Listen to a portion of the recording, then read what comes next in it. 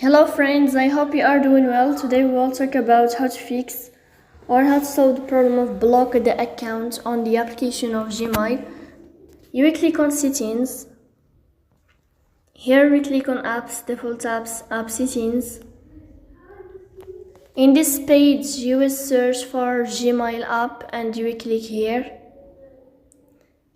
Then we click on first stop and you will click OK.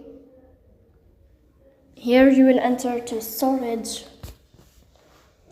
Then we click on clear cache. In the end you will turn off your phone and you will wait a moment to restart your phone again to fix that problem.